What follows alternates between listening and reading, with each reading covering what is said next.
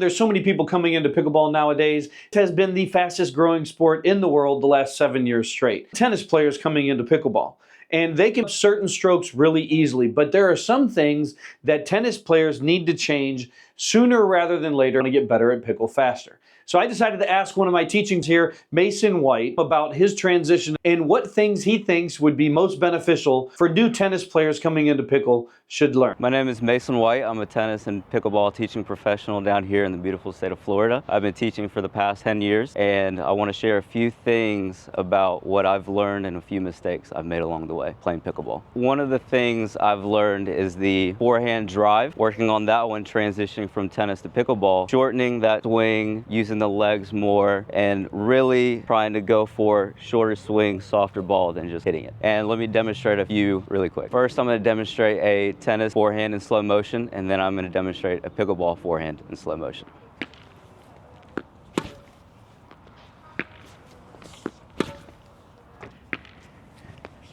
Now on the tennis forehand, we want to load our racket back, bring our racket back behind us, and then drive through the ball.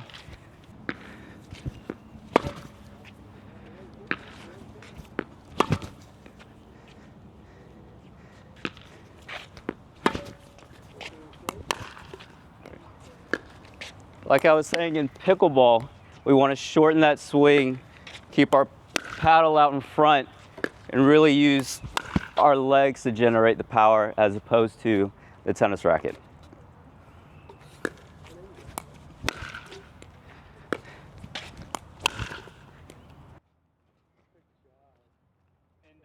Is there anything different you do to generate more power in pickleball, or is that you pretty much? Yeah, more of just legs, using legs to generate more of the power. So then, now for the open stance in tennis, we want to load and then use more of our both legs and really power through with those legs, just like a spring.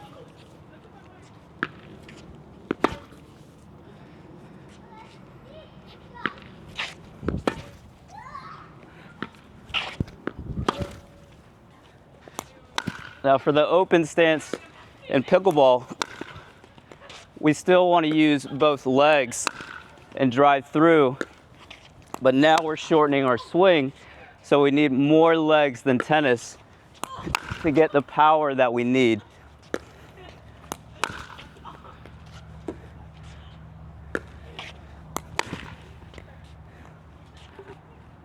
good.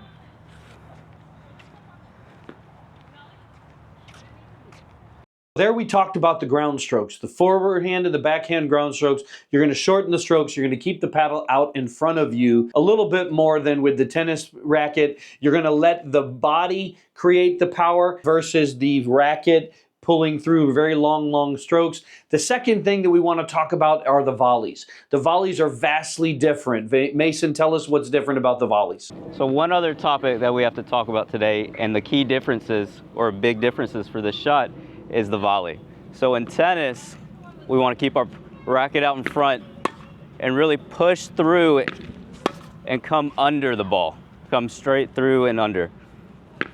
We want to keep our legs moving and then split step into the ball.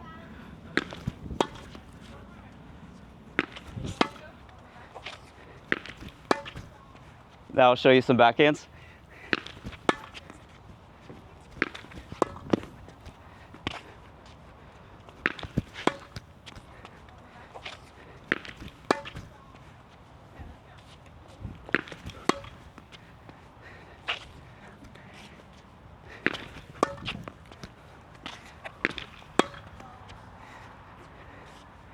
Now I'll show you a few pickleball volleys.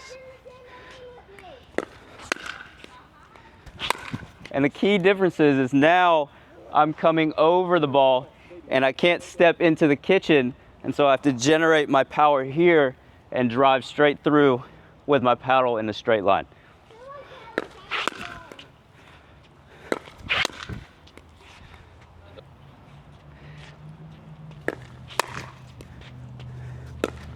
And one of the big differences is you want to reach further as opposed to that tennis volley where it's close to you. Now we have to really reach and lean forward into the net. Now I'll show you a few backhand volleys in pickleball. Then here, now we have to move side to side since we can't move forward, and we have to really put our elbow out in front and really snap and push forward and lean into the ball.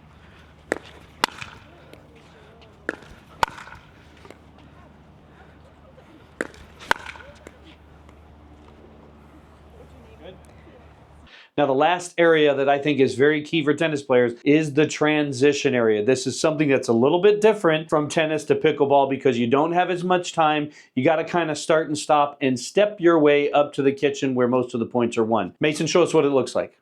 One of the key things or differences in tennis and pickleball is transitioning. So in tennis, when we're transitioning forward, we want to move all the way up to the next line, which is going to be the kitchen line. But in pickleball, we have to move step by step, inching forward a third of the way, and then another third of the way, and then all the way up to the kitchen line, because we have less time as opposed to tennis.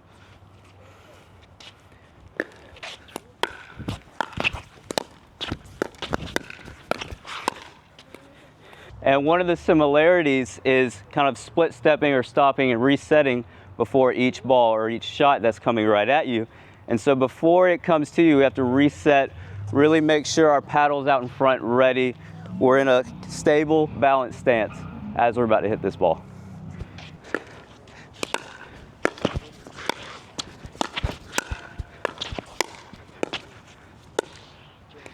One of the biggest struggles or learning moments I had was playing up at the kitchen line. In tennis, you want to power through and really keep pushing until the point's over. But in pickleball, you want to play more defensive, play more kind of with touch, and be patient with the point. And one of the big key things up at the kitchen is dinking. In tennis, we really want to keep pressing, keep moving forward, and hitting this ball as hard as we can. But in pickleball, we have to go for more precision, touch, holding our paddle a little bit lighter, and making sure we keep our paddle out in front of us and moving side to side as opposed to moving forward. The reason we don't want to power through is because we don't want to leave the ball up or have the ball rise on us, because otherwise now we're going to get, that one's going to happen and kind of push through us and we're going to lose the point. So we want to be patient. We want to make them hit the pop-up and really trying to move them around up here as opposed to really going for the winner that's going to ultimately hit the net or pop up to where they can put it away or go out. One of the shots that is not common in tennis is the drop shot, the third shot drop. This is not a common shot in tennis. This is something that is a regular shot in pickleball, one of the most important shots in pickleball. One of the big things in pickleball is we want to hit this drop a lot more. In tennis, if we hit this drop, we run the risk of getting this ball slammed right down us. But here in pickleball, this allows us time to really move into the court, keep inching forward, and then ultimately taking the net away from our opponent.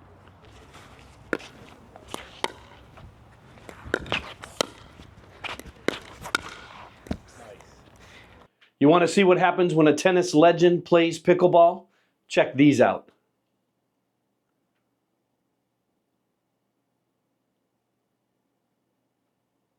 Oh yeah, he's one of the best.